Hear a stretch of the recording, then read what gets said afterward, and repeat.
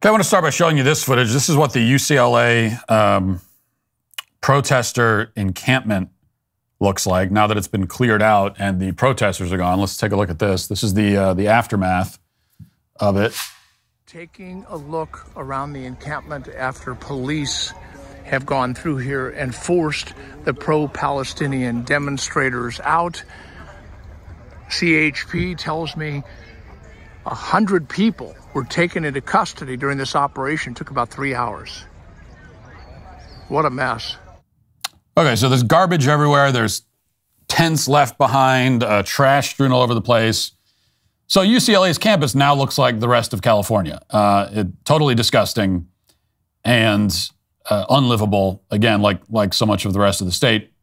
And, you know, this kind of thing really pisses me off. And I'll tell you why.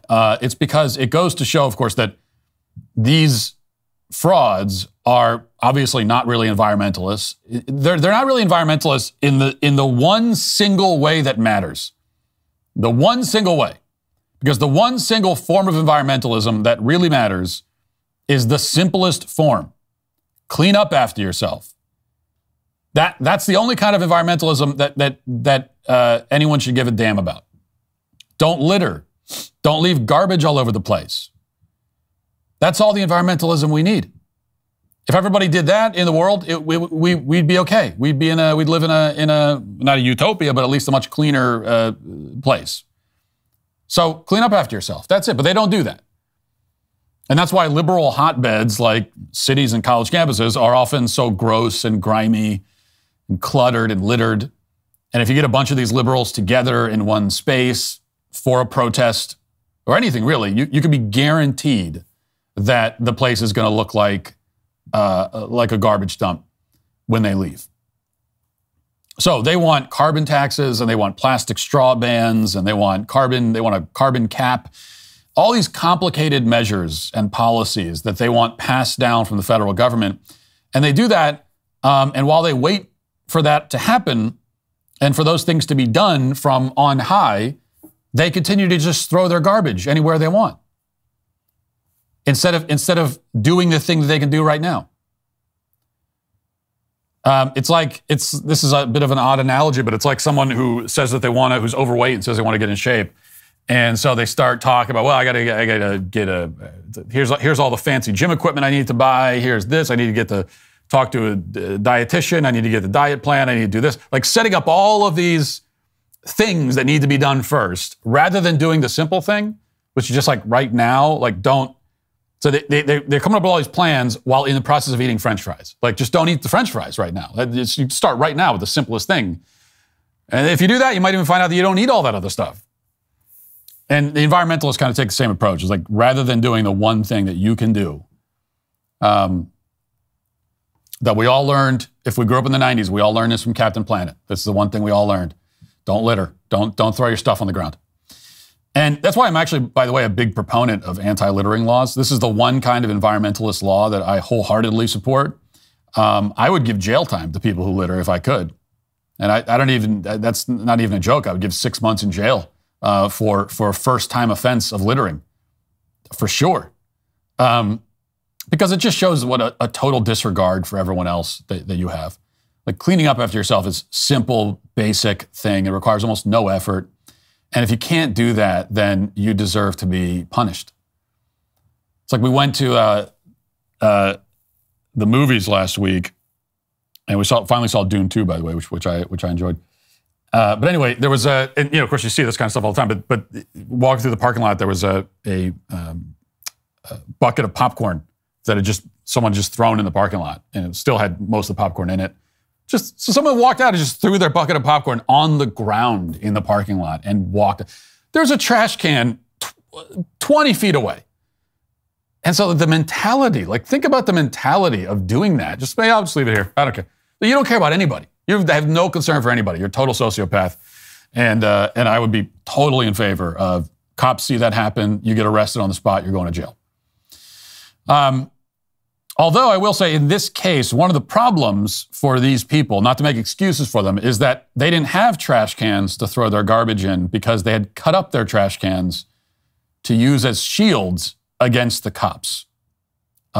use them as shields to, I should say, very unintentionally humorous effect.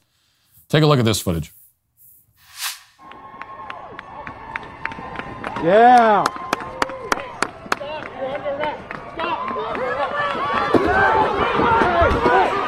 Hey, stop. I got it right now. Hey, cops are doing their job. Cops are doing their job. I have so many questions. Like, first of all, what did you mean to run into him? It's like the other guy, the other dorks with the garbage can shields, they just kept running. They ran away. Like, they weren't even being chased. The cops were just standing there. This is the most obvious trap in the world. They're just standing there, and this guy runs right into him to be arrested. A few days ago, my 7-year-old was running around the house with a wooden spoon that he was using or some sort of utensil that he was using as a sword, and he had a bed sheet, tied around him as a cape. So the classic move, and that's basically what these people are doing. Like they might as well make a fort out of couch cushions at this point and put like a sign that says, no parents allowed in front of it, because it's total make-believe, playing pretend. It's like a Renaissance fair. These are the dorks at a Renaissance fair. I went to a Renaissance fair once. For some reason, I don't know why I went, but I was there. Actually, just last year, I was at a Renaissance fair. I was talked into it. And I was there, and there was a jousting match. And it wasn't nearly as cool as you want it to be. It was so pathetic. But it was kind of like this. Even that was more exciting than what you see from these people. Except that even though it's pathetic and nerdy, and these are a bunch of weak, ridiculous losers, they are actually, in real life, committing crimes. And then they're fighting the cops when the cops show up. Now, they're fighting the cops badly, and in a very funny way that makes us laugh at them, because they're scrawny and weak, but they're still committing serious crimes. And yet, as local news reports, the court system is not exactly treating it seriously. Watch this. She says she's a student, and she's just being released. As I said, you'll see she has a citation. She also has her breakfast here, and she certainly will be supported by other protesters who have also been released in front of the Twin Towers Correctional Facility, as well as fellow protesters who are here just to welcome them as they leave the facility here. By the way, they're not being brought inside the facility itself. From what I understand, they're being processed at a parking lot outside as they are bussed in here from the UCLA campus. We'll send it back to you. Okay, so they're not even being brought into the jail. They're being given citations and then breakfast. They're getting a catered breakfast. And these are people who are guilty of many crimes, not just one crime, many crimes. And this is how it's being treated. And yet these people will still pretend to be persecuted by the system. They'll still pretend that they're fighting the system and that they're persecuted by the system and that this is something they're being treated unfairly in some way. I've heard this even from people on the right, that people on the right have, the BLM protests, the cops didn't respond at all, and now they're putting the hammer down. Why is that? What are you talking? No, they're not. What are you talking about? Are we watching the same thing? First of all, none of these protesters are getting any real jail time. So just like BLM. And the cops show up like a week later after letting the protesters do whatever they want for the week. That's exactly what they did with BLM. It's the same thing. They let them do whatever they want for several days, and then finally they show up. Same exact, so it's actually no different. It's the same thing, because the privilege they enjoy as leftist protesters is absolute. Now, I want to stay on these protests for the next story, which is very much related, because one trend we've noticed, one very positive and a joyous trend, is that the frat boys have risen up on campuses across the country and come out to oppose the pro-Palestine protesters. And we've seen this on many campuses. Most famously, we saw the frat boys holding up the American flag and shielding it from the protesters that were trying to defile it, with truly inspiring image. And I say that without a hint of sarcasm or irony. It's a great image. Here's a clip of that was just circulating yesterday, even though this happened several days ago. But here's a clip of those guys as they're holding up the flag, interacting, shall we say, with one of the protesters. Listen. Yeah, it is. It's you. With you. Or bro, lose some weight. Lose some weight. Hey, don't even talk to that. Hey. Lose some weight, he says, and then he had some other choice words, which we had to bleep out. But that was their. You notice they weren't really debating the issue. They weren't getting into a political debate. Their answer was just like back off and lose some weight. And then yesterday, the frat boys again showed up. This time at the University of Mississippi, and here's what that scene looked like.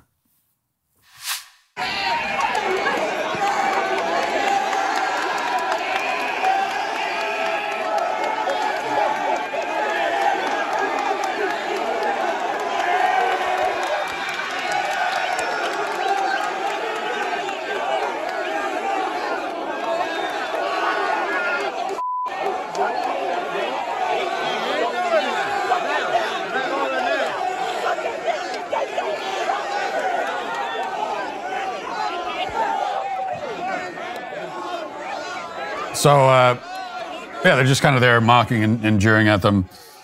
And, you know, on the one hand, this seems to present a pretty clear binary choice for all of us. And it does present a clear choice.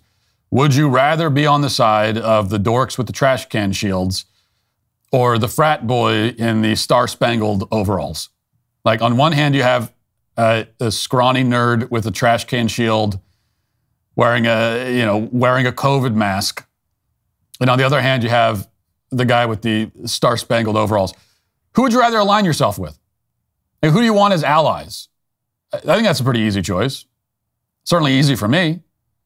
And I can tell you, no matter who's on the other side, I could never, ever, ever lock arms with anti-American, green-haired communists. I could just never do it. I could never do it under any circumstance. But we should also acknowledge that most likely, you know, most of these frat boy types are not getting involved because they care deeply about the war in Gaza. You know, most of them probably have no opinion. Now, I don't want to speak for them.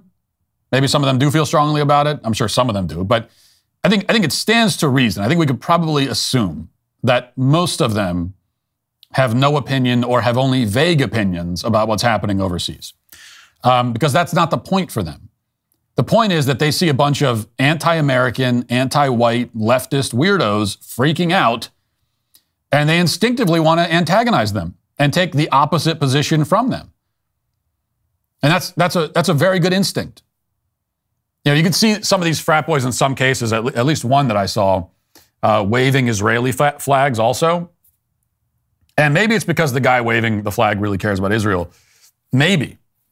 But I wouldn't be surprised if he was doing that just to upset the other side, just because he knew that would send them over the edge, just because he thought the funniest thing I could do right now to these people is start waving an Israeli flag in their face.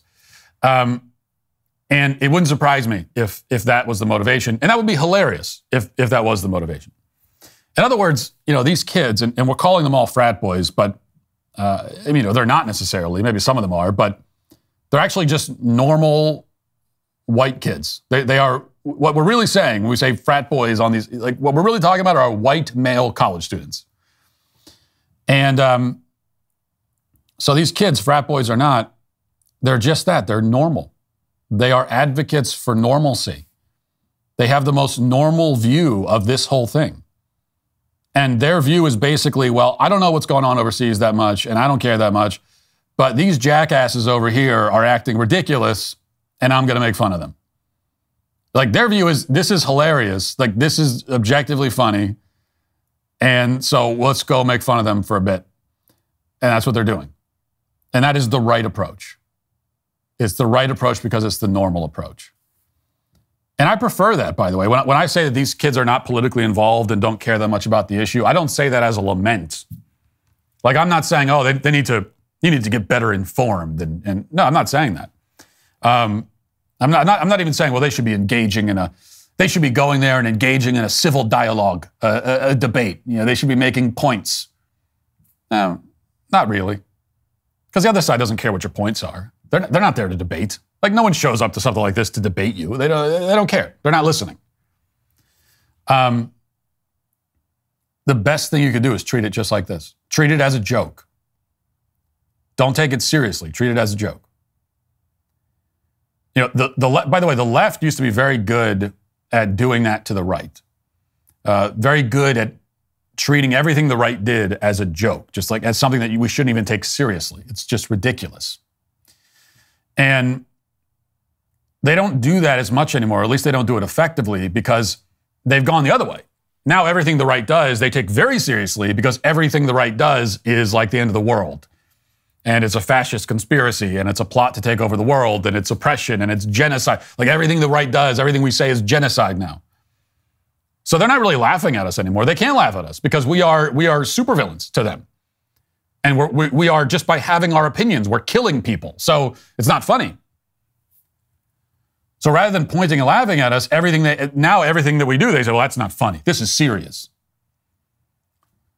And the left was a lot more effective with the other approach. I'm glad they've stopped using that approach because, again, it was effective. But it was much more effective when they just made a mockery of everything that we did. That was, you look back at like the Tea Party movement, for example, and that was right on the edge of when the left was making this transition to no more laughing is allowed and everything is very serious. But there was still, I think, the predominant reaction to the Tea Party from a lot of leftists was just to make a mockery of it. Just treat it like a bunch of these dorks here. Now, in that case, I don't think that it was true, but that's how they responded. I think it was a more effective response than what they do now, which is to blow everything out of proportion and take it far too seriously. And so this is what's happening back in their direction. I think it's the right way. And these guys, they're exhibiting sort of the basic male instinct to ruthlessly mock something that is bizarre and strange and dishonorable and embarrassing and unpatriotic. And I think that bodes even better for the future of the country. Now, the problem, of course, is that there's hardly anyone in politics or media or in the public eye at all who's very interested in representing and defending and sticking up for normal people who want to live normal lives. There's just not a lot of that. Instead, there's a real hatred of normalcy on both sides. Now, it's mostly on the left, but there is some of that on the right. We talked a couple weeks ago about the right-wingers who were mocking a guy for having a 9-to-5 job, calling him a slave and an NPC and all of that. The guy has a 9-to-5 job. He has a wife. He's having a baby.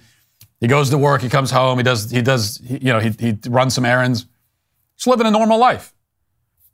And yet even people on the right that were treating that, like making fun of it. And that's a weird, strange attitude to have. That's not normal. Like, you're not being normal when you act that way. Can you imagine somebody responding that way in normal conversation? Like, if someone said to you, hey, what do you do for a living? And you said, oh, I work at the office down the street. And they said, wage slave? You're an NPC. What are you, some kind of automaton? Like, that wouldn't even offend you. You would just stare at them like, what? You dork? Like, what the hell is wrong with you? It's a bizarre antisocial response. And you do find that on the right and the left, though, again, mostly on the left. And with this conflict in Israel, you really see this dynamic brought to the forefront because on both sides, you have factions who are deeply, deeply concerned about some war overseas between people who've hated each other for centuries. And you have factions on both sides that just have intense feelings about it and demand that you share those feelings. They demand it. Meanwhile, normal Americans honestly don't care that much and would prefer to focus on stuff that matters in their own country. I mean, go up to any average person in real life and ask them how they feel about what's happening in the Middle East, and you will get some version of, oh, yeah, man, that sucks. Yeah, pretty crazy, yeah. Mm-hmm. Yep. Wow. Like, that's what you're going to get from just stop someone, average person on the street, that you'll get something like that. And again, I don't say that as a lament. That's a normal. It's like, because it's not, this is something thousands of miles away. It has no bearing on my everyday life. Why should I care? Why should I be deeply invested in that? Why should I spend every waking moment of my life thinking about this and like talking about it and on social media obsessing over it? I mean, prior to the internet, that wouldn't even be an option. Like prior to the internet, if things are happening thousands of miles away, yeah, you might find out about them, but you would only ever, you could read a newspaper article about them once a week, or maybe not even that often. And that would be it. Like it wouldn't even be an option to obsess over it on a daily basis every day. There's not enough content to do that with. So you'd really have no choice but there's some war thousands of miles away. You read about it in a newspaper article on a Sunday, and then and that's it. That's the only thing you read about it. And then you go about your life. And I think that's a healthy and normal way to live, and that's how a lot of people want to live, but there's just not a lot of representation of that viewpoint. Thanks for checking out this video. If you'd like to listen to my full podcast on the go, you can check out The Matt Walsh Show on Apple Podcasts, Spotify, or wherever you get your podcasts.